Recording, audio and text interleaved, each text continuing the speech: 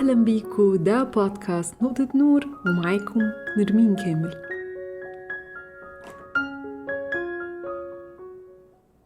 عارف عزيزي المستمع الأفلام اللي لما بتتفرج عليها تحس إنك انت اتمليت حماس كده وعايز تقوم تحارب الدنيا وتحقق أحلامك؟ الأفلام اللي بتحكي عن رياضي اتصاب وبعدها قرر يتمرن علشان يدخل البطولة، وعلى آخر ثانية وهو خلاص بيخسر يقوم يكمل ويكسب. الفرق اللي بتبقى مهزومة من طوب الأرض بس يجي المدرب الصح ويعرف يحمسهم ويخليهم عايزين يعملوا أي حاجة علشان يكسبوا. أنا بقى بحب قوي نوعية الأفلام دي، خصوصا اللي منها مبني على قصة حقيقية، بحس إنها فعلا بتملاني طاقة. ودي برضو نفس القصص اللي بتحمسنا لما بنسمعها في تيد توكس مثلا، أو أي قصة نجاح، أو لما بنعرف مثلا إن كاتبة هاري بوتر اترفضت 12 مرة لحد ما في دار نشر وافقت إنها تنشر قصتها اللي بعدها حققت أعلى مبيعات. لما بنعرف إن ممثل كان بينحت في الصخر بقاله سنين ومحدش يعرف عنه أي حاجة لحد ما جاله الدور الصح فكسر الدنيا.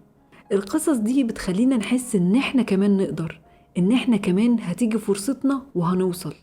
لكن لو حد من اللي فاتوا دول جه عند أول عقبة وقال لأ مش هكمل، لو الرياضي اللي اتصاب قال خلاص كده مش مكمل وهشوف لي حاجة تانية، أو لما الكاتبة اترفضت قالت خلاص كده أنا باين إن أنا كاتبة فاشلة، أو الممثل قال أنا بقالي سنين بحاول وبعمل أدوار صغيرة جدا، الكار ده شكله مش كاري.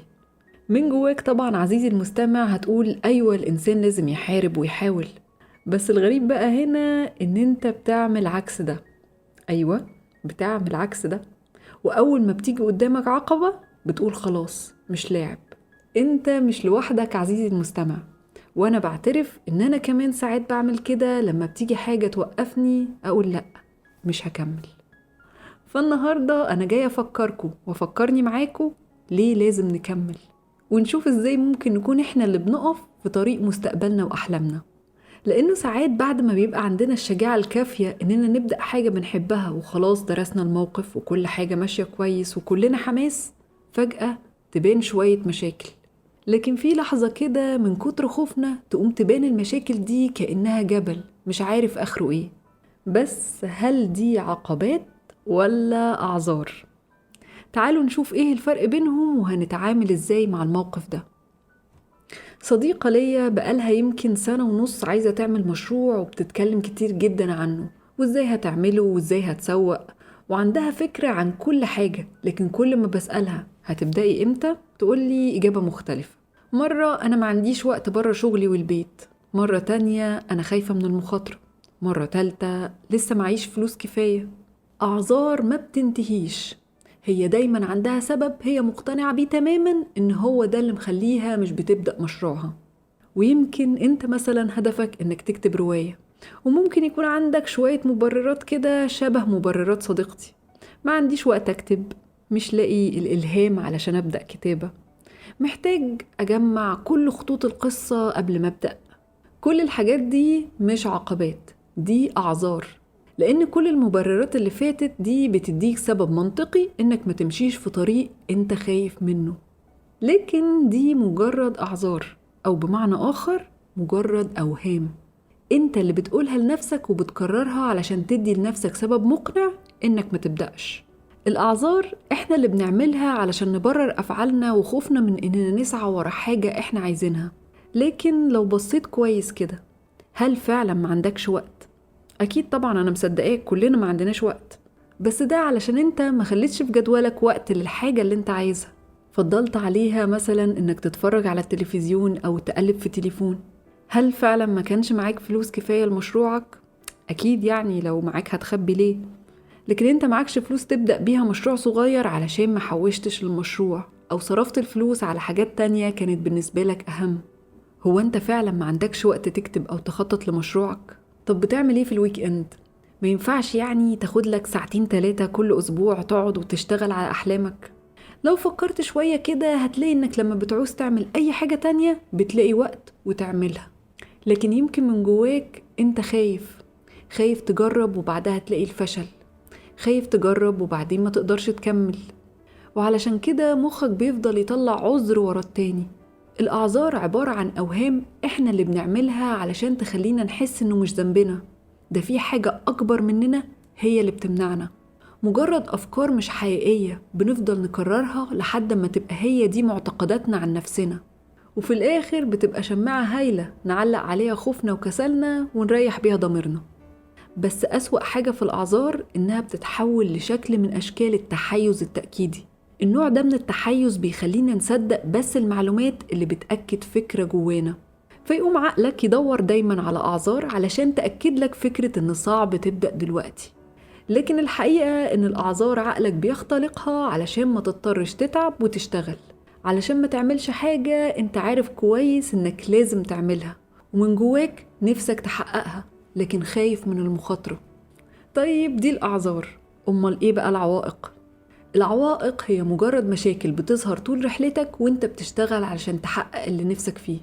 زي ما إصابة اللاعب اللي في الفيلم كانت عقبة في طريقه علشان يكسب البطولة، لكن التحدي كان في إنه يتغلب على العقبة دي ويتمرن ساعات ويقع ويقوم ويحاول تاني وفي الآخر يكسب البطولة. العوائق هتظهر طول ما انت ماشي في طريقك، لكن التحدي هو إنك تتغلب عليها وتكمل. أعتقد إن كده بقى باين جدا الفرق بين الاتنين.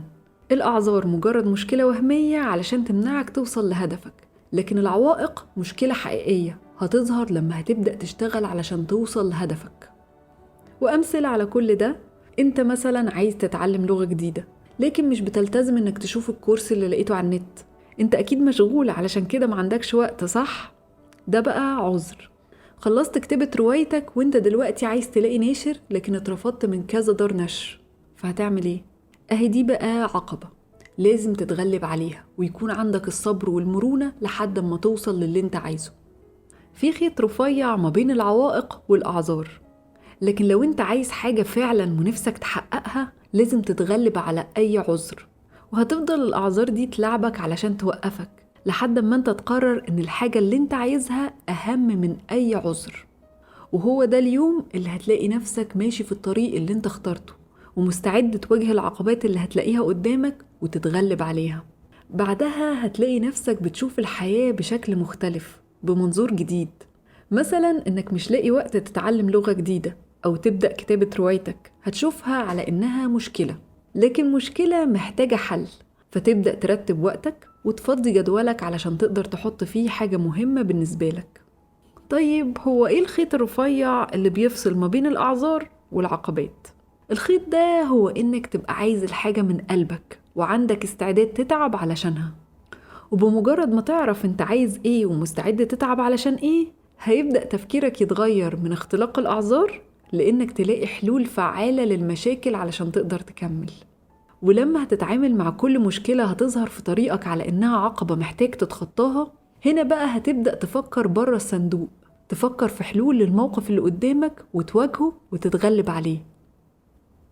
في النهاية لو فضلت تحط لنفسك أعذار فعمرك ما هتمشي في طريق حلمك أبدا، وبعد 20 سنة هتبص وراك وتقول أنا كان نفسي قوي أعمل كذا بس الظروف ما سمحتليش.